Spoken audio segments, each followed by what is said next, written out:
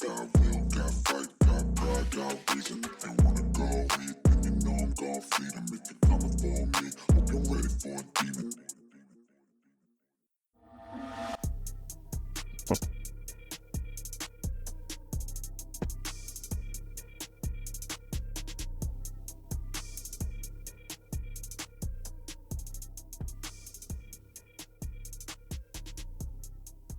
Hey, what's going on? Welcome to another edition of Bro-ish Clutch Porn and Beer. What do you got? That's dark.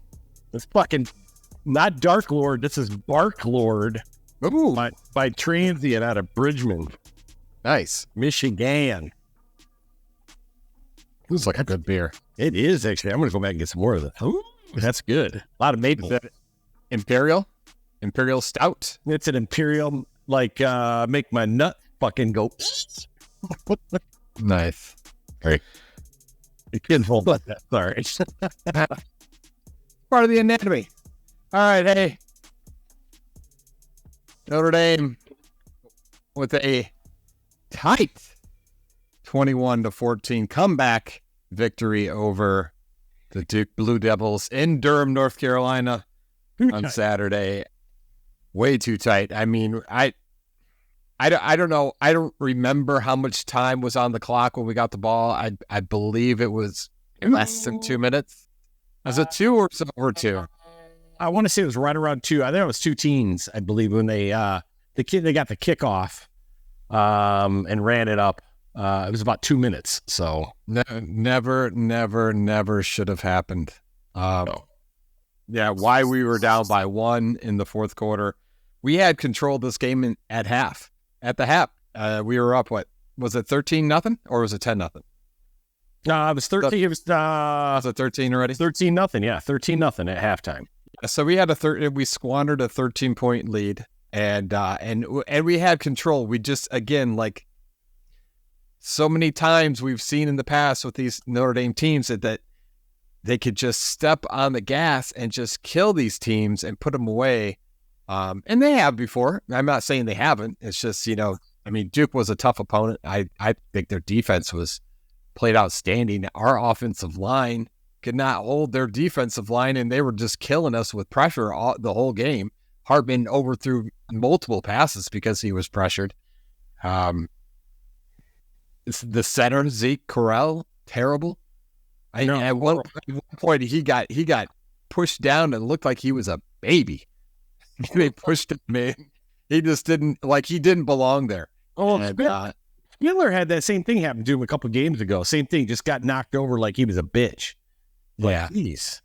Yeah, so I don't know if that's technique. It has to be technique because those are big boys. And I don't know if that center is. He looks shorter than we are, and we're not. Yeah, we're not lying. How big is he? How tall? I think he's 6'3". You're guessing 6'3". So yeah, I think. I looked it up on Saturday during the game because I was like, he walked into that huddle and he's looking up at everybody, and I'm like, I guess that makes sense because the rest of the line is like 6'5", 6'6", something like that. Yeah, but he got barreled over once, and I couldn't stop laughing.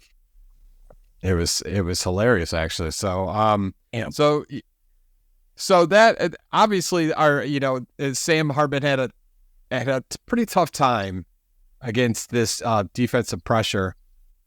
We tried to run the ball and we were pretty much unsuccessful the entire freaking game. And it seems to me that we tried to run the ball up the middle a lot and we're stuffed because of this defensive line and they're probably the linebackers as well. And it was only, when we're successful in the middle if we can get the ball outside sometimes as well. Some of those speed running backs like Jeremiah Love, Price, and Jadarian Price, Jabron Payne, like all three of those guys. Well, Payne's is more of a power runner, I think, in the middle. Smaller than Estime, but very much like will power it right up the middle. He's the one that lost his helmet last weekend against Ohio State. Oh, yeah. Yeah. So, good running back. He's young, obviously. So, I don't know, Clutch. It scares me to think that, that we couldn't beat Duke by more than 7, but I think the line or spread was only like 5.5 or something, or 3.5. I think maybe it was 5. I did not see that, but yeah. Yeah, I think it was if you stand back and look at it from the big perspective, it looks almost like an identical game against the Ohio State game, except for we didn't put 10 people on the field twice, and it was us at the end of the game instead of Duke that was driving down the field. The problem remains that the offensive play calling is to me, very stagnant.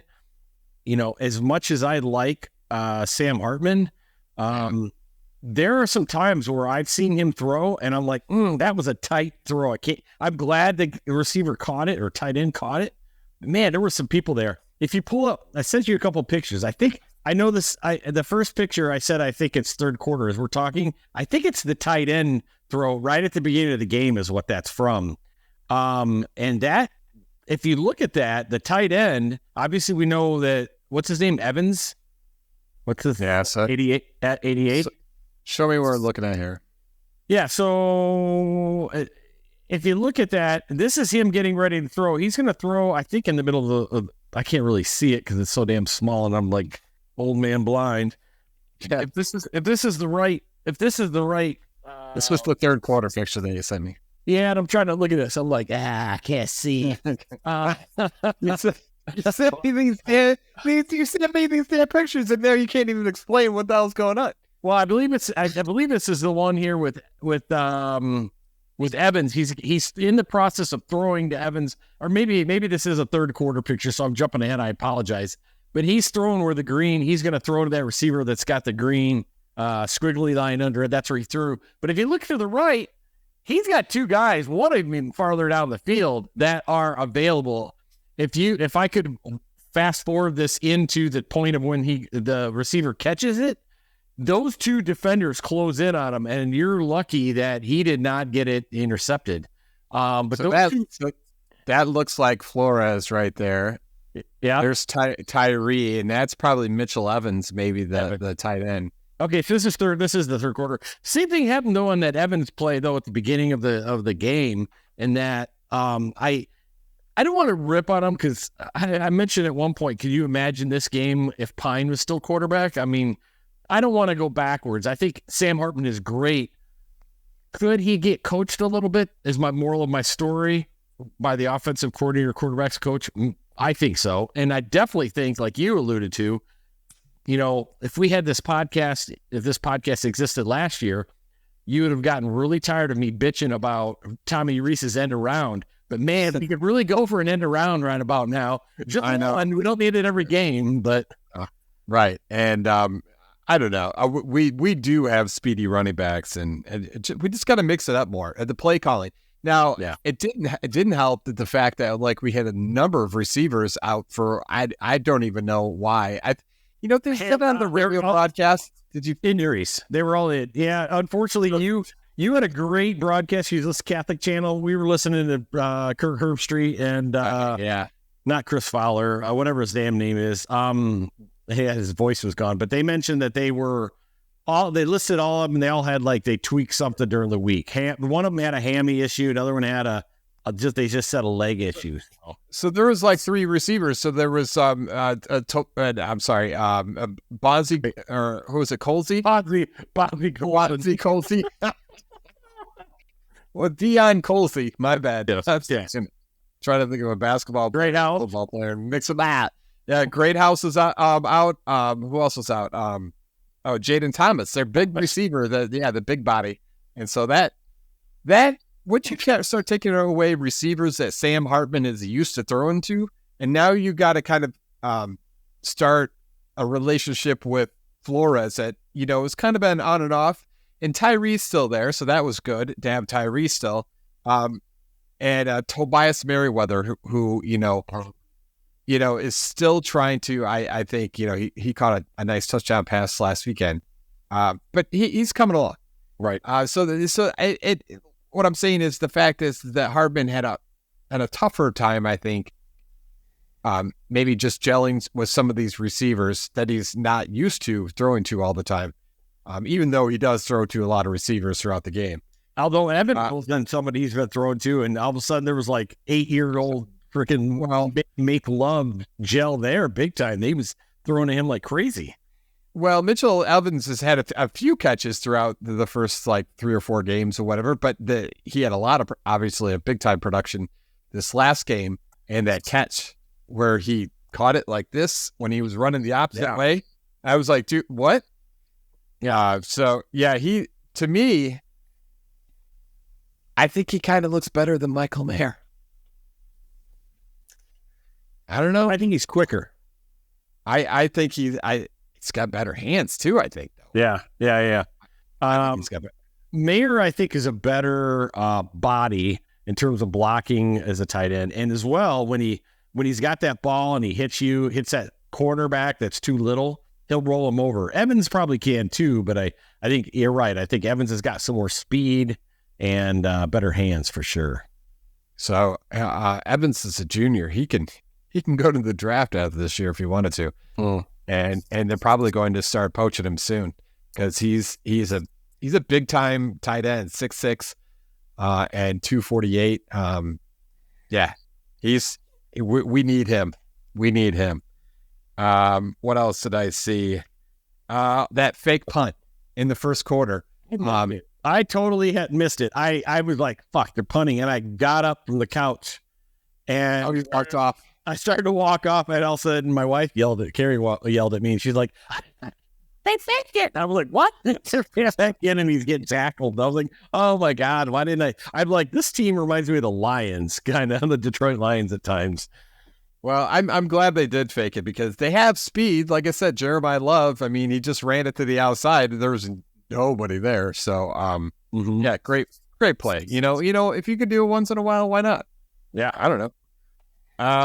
Talked about the running game. Kicking game. How about the kicking game? So both dude on both sides of the ball. I know. And the funny thing is that Duke's kicker was like 4 for 4 coming into this game, and then he missed the first 2, so it was odd. Maybe it was just windy or something. I don't know. Was there gusts in Durham? Did we know anything about the weather? No, I don't know anything about the weather. All right. Well, it did. I watched both kicks in the highlights that I watched before the podcast, and both of them were like miss. Yeah. Like he just lined them up wrong, and they were to the right. So, and then Notre Dame's kicker, Herb Street couldn't. It was like Herb Street was going to go ask him out on a date afterwards. Herb Street loved the guy because he watched him kick before the game, and he was backing up into the opponents across the 50.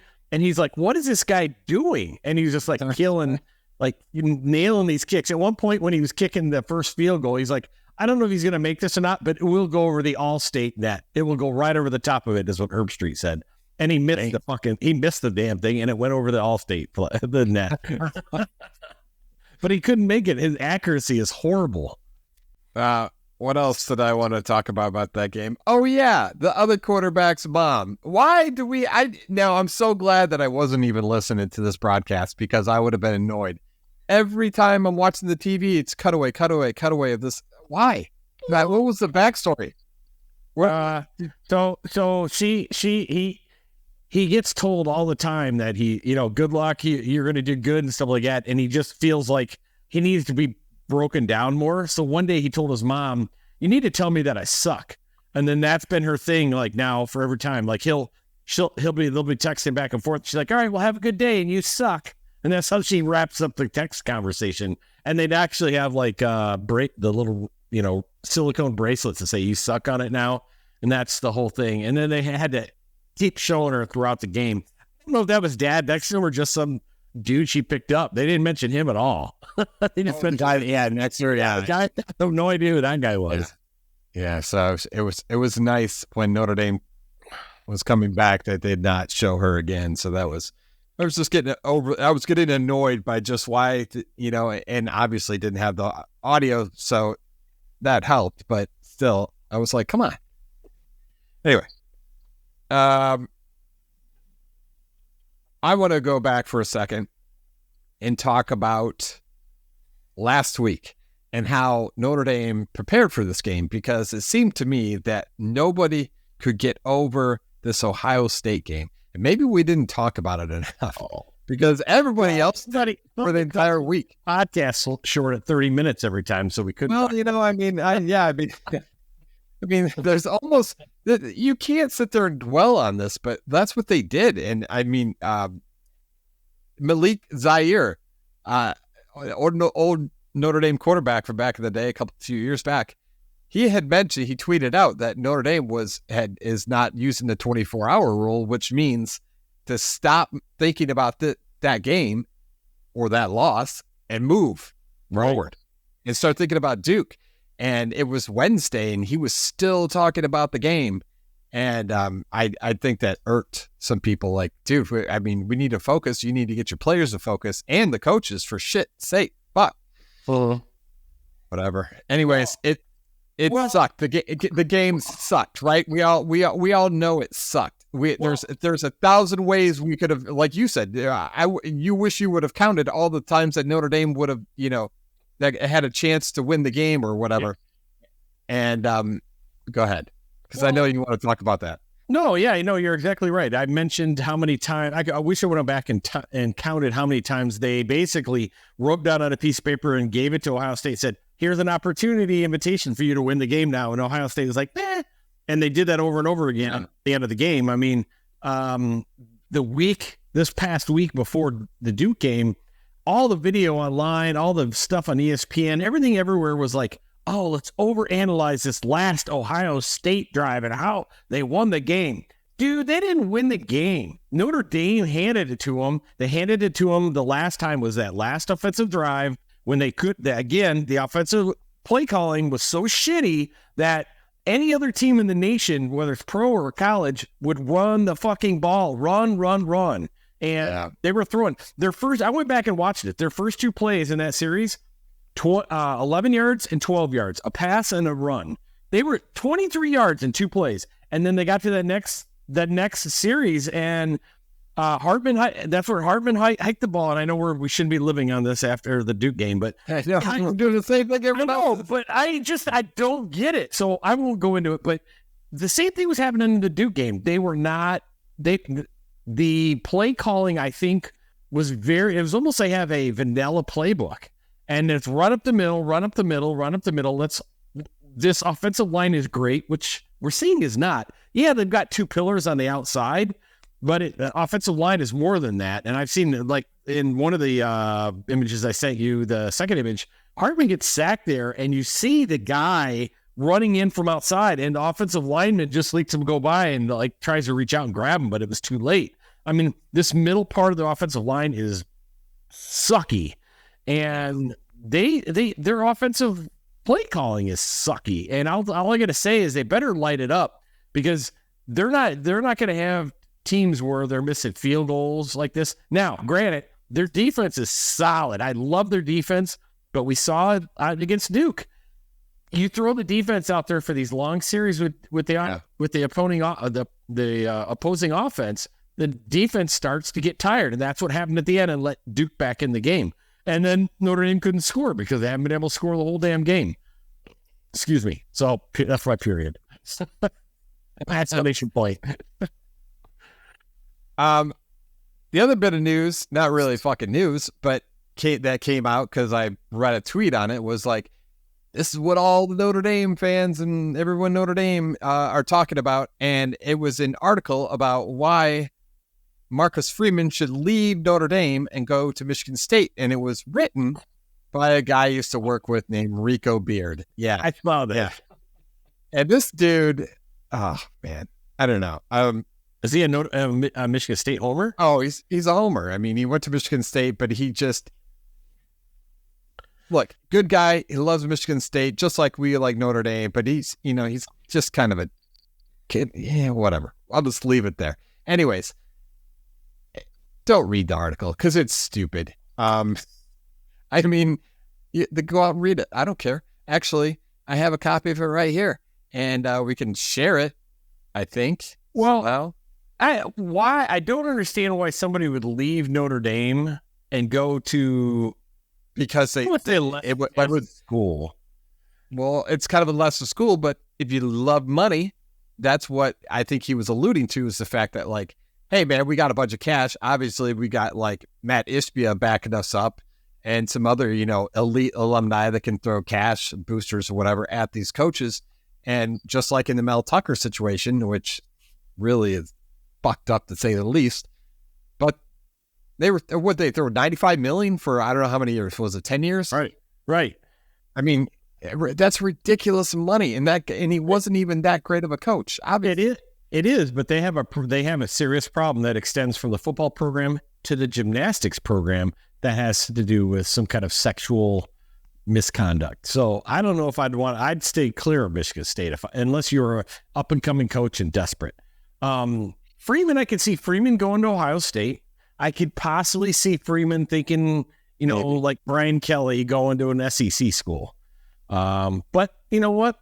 Brian Kelly's down at LSU right now, and you know what? He's got more losses than Notre Dame does now, so fuck him.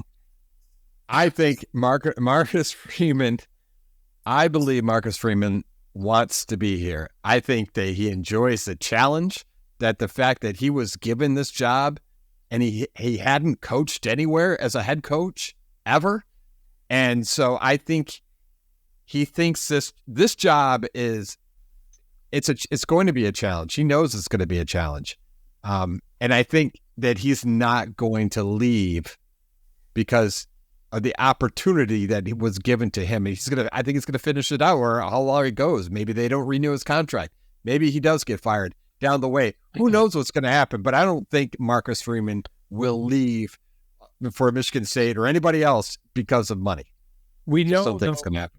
Right. The one thing I always get nervous with the Notre Dame is that we all have heard it over the years with Kelly, Weiss, Willingham. It goes way back. They don't pay their assistants enough, and so they can never hold on to assistants long enough. Right. Notre Dame just sometimes is more about, and they should be, I guess, to a certain extent, but more about the academics. And even though it's like in one hand, it's like about academics, but the other hand, it's like you need to win a national championship and we're not joining a conference, yada, yada. If it was all about academics, you'd think they would just say, fuck it, we're going to join the Big East or Big Ten or something like that. But they've got some niche in their butt about football still and being independent. So if you want to be independent, win it, and be competitive, you got to do some shit that you don't like paying the assistants more and stuff like that. And I just think that could come up and bite Freeman. And he's like, I'd like to hear where I started, but, I don't have the backing like I would have if I was at Ohio State or at Michigan or Alabama, and I think I don't know, maybe that's all gone to the wayside now over the years. And, Kelly did do pretty good with stuff for a while, but, he still went through assistants like crazy. So, well, but I believe that why he went through assistants like crazy is because of personality. He's a dick. Correct. Now, Al Golden, our defensive coordinator, said that the only reason that he came back to the college ranks was because he was in the NFL, was because it was Notre Dame, that he would never bypass this opportunity to come here because he loves the fact that it's academics first, then it's football, and it's just smart young men that he's coaching. And yeah, I mean, if you can find, assistant coaches, coordinators or whatever that want to be here, that have a desire to coach for this program, I mean, then it becomes easy. It's just, I think we're getting to that point. I think Notre Dame has evolved through the years. Getting rid of Brian Kelly was good, but Brian Kelly did a lot of great things for Notre Dame by changing this program, making it a little bit louder and brighter or whatever at the stadium, music and shit. I mean, so he did help that program and he did pretty well against, ACC teams and other like mid-level teams or whatever. So, but I'm glad he's gone now. And I'm glad that Marcus Freeman is here and I don't think he's leaving anytime soon. That's just, I would say he's good for another, at least minimum 4 years, and then we'll see what happens. I don't know. He knows. He just can't make mistakes like Ohio State. You gotta get past those mistakes. So real quick, I know we're wrapping up here. We got a couple minutes left, a few minutes here, but pull up that second picture, Sam Hartman picture. Describe that a little bit for us. When I see it on your end, it's a little small, so I can't see it. It's not like the full screen. So, all right. So this is Sam Hartman. where he gets the sack in the third or fourth quarter, third quarter, I think. All right, here we go. But he had opportunity. That was like the last minute before he got sacked. And I think I circled a couple wide open people. That wide open space in the middle there, Herb Street was saying, "Oh, yeah, no one to throw to." And I'm like, literally the first picture we showed at the beginning of this podcast, he threw in a tighter window with two guys coming in on him. This, if he got it over that ref and he led that receiver, that would have been a catch. But he would have had to let it go right at that moment because you see that defensive end's coming around the corner to pop his ass.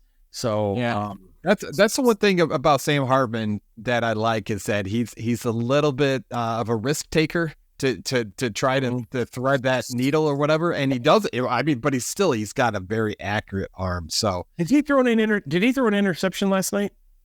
No, I don't think so. He hasn't had any. Then he has had 0 interceptions. Wow, let me. I'm pretty sure. No, I'm looking at passing. Sam Hartman. No. Okay. Duke guy did though. Duke guy had a fumble and an interception. Yeah, Xavier Watts, man, that dude almost had 2. He almost had 2 interceptions. What was the other thing I was gonna talk about? Oh yeah, fourth quarter on the comeback, we're hurrying up. Was it second down? Was it second down when they handed it off it was second down when they handed off to Estime, or was it third down? It might have been third down. Yeah, the 30-yard score. No, that was first down. So that was first down. What was the commotion? Oh, what was the whole commotion leading up to the line of scrimmage? Like they didn't have a play ready and the clock was winding down. Did you? I don't know. This is the same thing. If you go back and watch the Ohio State game, Estime had a big run in that. Okay, so if you go back, Ohio State's last run. If you go to the series right before that with Notre Dame, there were those 2 plays I talked about. There was the long pass. I think the long-haired freshman guy, what do you call him? Flores, 12 yards, caught it out of bounds.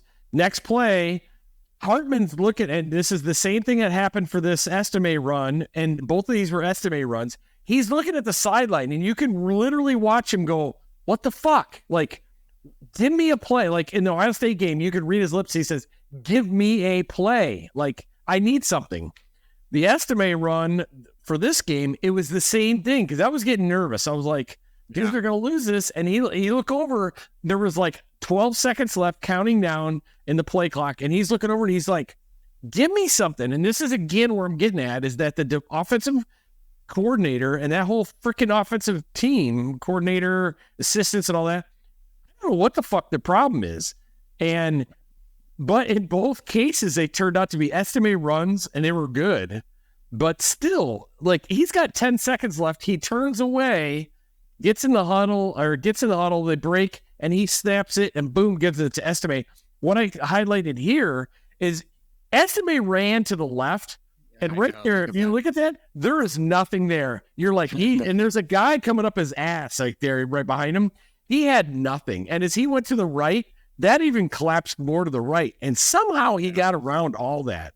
And that was amazing to me because when you go back and watch this, you're like, dude, he ran into the pack again. He's done. Right. He bounces out and then he was gone. And once he got in the open field, he takes a few minutes or a few seconds to get up to speed. But when he's at full speed, he's good because he's like a boulder going downhill at that point. Right. So, all right.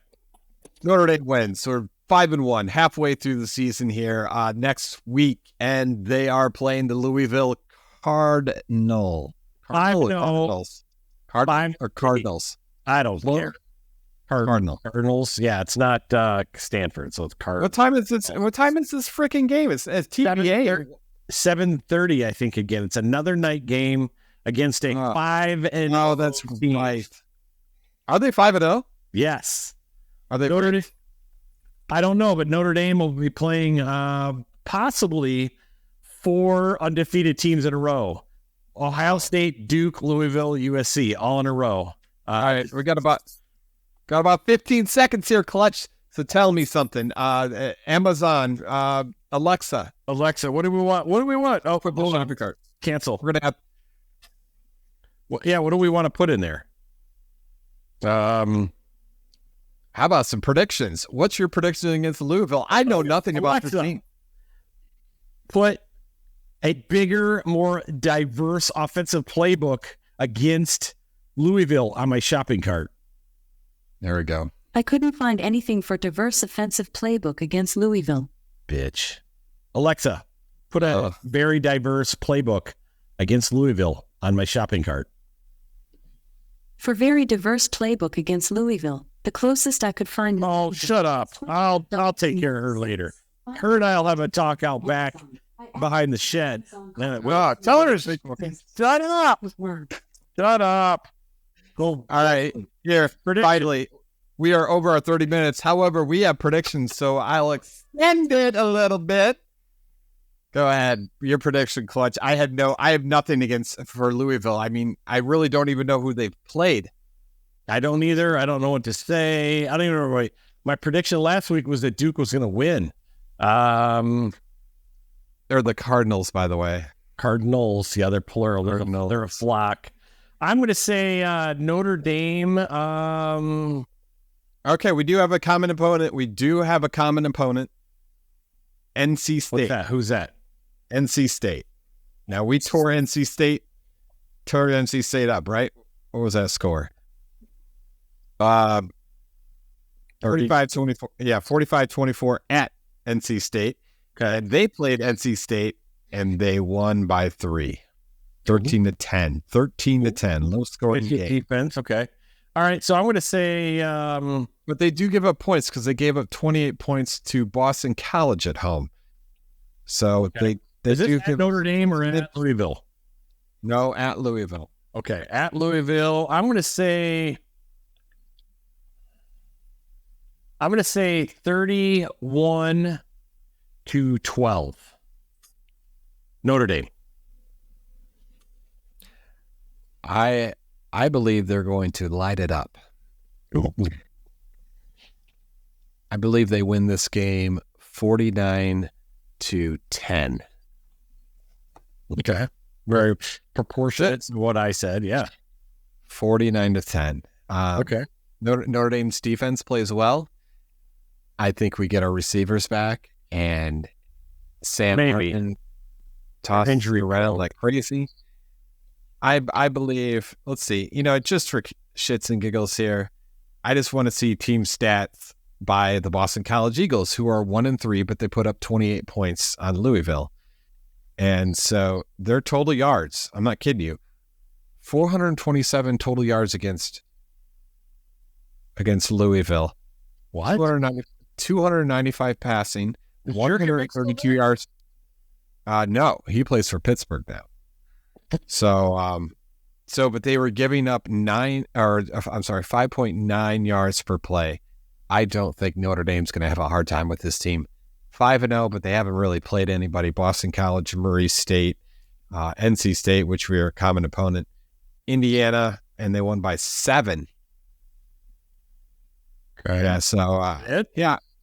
Murray State, Indiana, North Carolina State, Boston College. One more. No, let's see. No, Murray State, Indiana 2, Boston College 3, NC State 4. No, 5, yeah. So that's 5. 5-0. No. Because everyone's played a lesser game than Notre Dame has because Notre Dame started the season before everybody else did. Notre Dame's 4-1 or 5-1? 4-1. Oh, okay. All right. So Louisville is 4-0, right? 1. I thought they were 5-0. 3, 4. No, 4. All right. Should be. Or they should be. I swear the highlights coming after the end of the game was 5-0 Louisville coming. How they are 5-0. What's the other win? It doesn't show it. Come on. Did they play? ESPN? No, go. Yeah. I'm 5 minutes over my half an hour. I don't know where your video is either. I'm hoping it's recording on your end. I've got black screen on my side, so I'm hoping it's just. I see you. Okay. I see you. So cool. Good. You know what? Who cares? Louisville, you're going to be 5-1 after this game. So you'll be waking up on October 8th with 1-game loss.